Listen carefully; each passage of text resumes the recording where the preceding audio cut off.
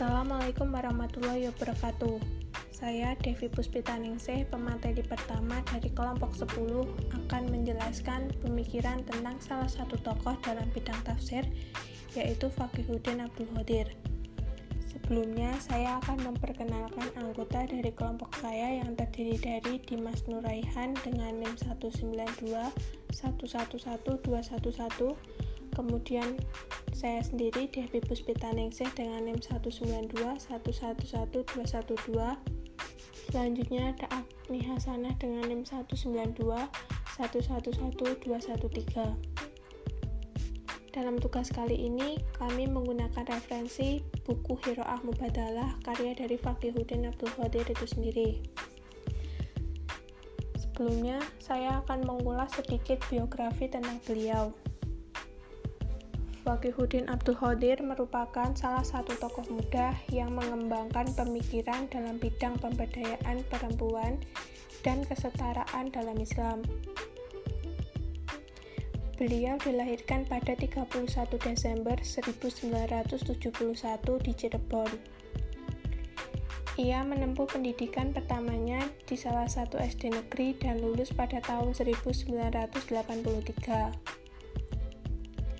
Untuk selanjutnya, Fakhruddin memiliki keinginan untuk melanjutkan studinya di pondok pesantren dan masuk ke Universitas Damaskus di Syria. Beliau lulus dari Fakultas Syariah Universitas Damaskus pada tahun 1996. Di tahun 2019, Fakhruddin menerbitkan buku yang berjudul Qiraah Mubadalah, di mana buku tersebut merupakan hasil dari diskusinya sejak 2011. Beliau menawarkan sebuah pendekatan atas relasi perempuan dan laki-laki. Beliau menjabarkan landasan pemikiran mengenai feminisme. Menurutnya, feminisme berarti membiarkan berbeda antara laki-laki dan perempuan, tapi tak harus membakukan dan tak membeda-bedakan. Ia juga memberi makna pada arti mubadalah. Menurutnya, mubadalah berarti saling mengganti, saling mengubah, saling menukar satu sama lain, dan bersifat timbal balik. Dalam bukunya, Fakhruddin menyampaikan mengenai makna dan juga istilah dari mubadalah itu sendiri. Di dalamnya berisi relasi antar dua pihak yang mengandung arti kemitraan dan juga kerjasama, timbal balik, kesalingan antar laki-laki dengan laki-laki, perempuan dengan perempuan, baik secara lokal maupun global. Namun, hal ini juga difokuskan pada relasi laki-laki dengan perempuan, dalam ruang publik maupun non-publik. Hal ini berarti prinsip tersebut diajukan tidak untuk mereka yang berpasangan saja, tapi juga untuk mereka yang punya relasi pada orang lain. Bisa antar suami istri, antar keluarga, antar komunitas, dan antar warga negara. Dalam pemikirannya, ia menyampaikan mengenai kebaikan lahir dari sebuah unsur kerjasama, saling topang, dan saling tolong-menolong. Dalam hal ini, perbuatan baik tidak memandang derajat antar laki-laki dengan perempuan. Selain itu, dalam hal ini juga Fakhruddin memberikan beberapa potongan ayat Al-Quran dan dijadikan sebagai landasan relasi dalam Qiraah Mubadalah. Mengenai peranan baik yang dianjurkan oleh Allah SWT. Ayat-ayat tersebut antara lain Al-Hujurat ayat 13 yang menjabarkan tentang mengenal pihak satu dengan lainnya. Kemudian ada Al-Maidah ayat 2 sebagai pengingat dalam perbuatan baik dan juga tolong-menolong. Selanjutnya ada An-Nisa ayat 1 yang membahas tentang kerjasama antar dua pihak. Dan yang terakhir adalah Al-Anfal ayat 72 tentang sikap tolong-menolong. Fakhruddin menyimpulkan keempat ayat tersebut sebagai bentuk relasi kerjasama dan kesalingan antar manusia tanpa memandang gender. Fakhruddin juga menyebutkan laki-laki dan perempuan dalam relasi kemitraan dan juga kerjasama. Ia menyebutkan salah satu ayat yaitu At-Taubah ayat 71 yang menjelaskan dengan tegas tentang kesalingan antara laki-laki dan perempuan. Dan juga menjadi rujukan mazhab tekstual maupun rasional. Tapi Fakihuddin beranggapan mengenai frasa tersebut.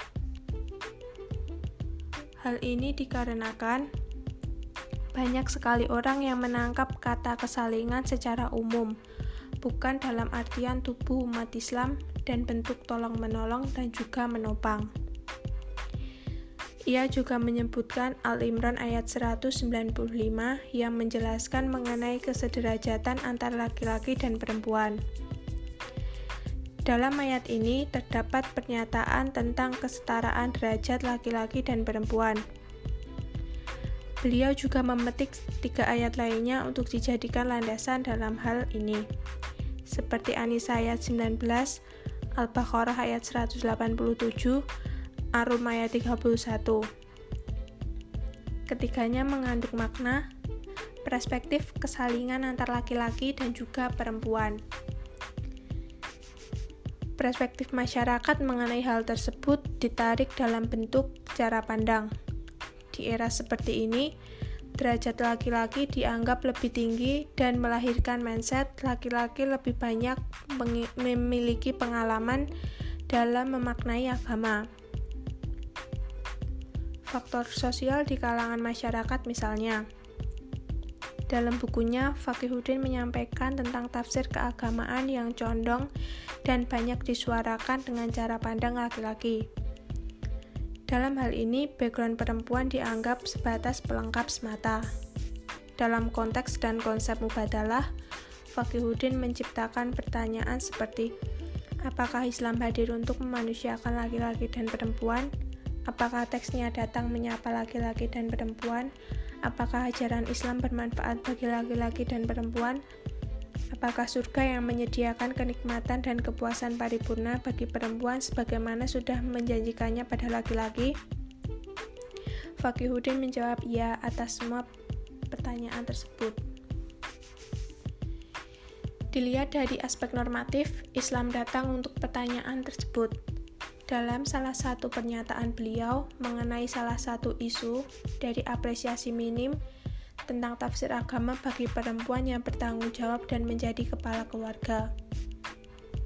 Dalam realitasnya, banyak perempuan yang memiliki kapasitas untuk menjadi pemimpin keluarga, tapi tentu dilandasi oleh beberapa alasan dan juga faktor. Dalam hal ini, perempuan dianggap ambil alih tanggung jawab dalam bentuk nyata. Tapi disebutkan pula, di benak banyak orang, terutama dalam bidang tafsir, perempuan tidak dapat diperhitungkan sebagai kepala rumah tangga. Hal ini dikarenakan hanya laki-laki yang terverifikasi kapasitasnya dalam aspek kemampuan dan pertanggungjawaban. Selain faktor sosial, terdapat pula faktor bahasa yang dijadikan media pembeda antar laki-laki dengan perempuan. Hampir semua redaksi ayat dalam Al-Quran menggunakan bentuk yang sama. Dijelaskan dan juga dijabarkan dalam ayat Al-Quran yang menginspirasi bahwa teks Islam yang menggunakan redaksi seperti ini. Laki-laki juga harus menyadari bahwa perempuan sebagai subjek yang memperoleh manfaat yang sama dengan laki-laki. Tidak dibenarkan jika perempuan hanya pelengkap laki-laki serta mengambil peran pinggiran dan dianggap tidak penting. Tapi pernyataan yang benar adalah laki-laki melengkapi eksistensi perempuan dan sebaliknya. Sehingga kemanusiaan yang utuh dilandasi alasan apabila keduanya dianggap setara dan saling melengkapi. Hal ini juga turut dijelaskan oleh Fakihuddin, bahwa sejatinya derajat laki-laki dan perempuan sama. Keduanya adalah makhluk yang sama di mata Allah Subhanahu wa Ta'ala. Mungkin hanya itu yang bisa saya sampaikan. Kurang lebihnya saya mohon maaf. Assalamualaikum warahmatullahi wabarakatuh.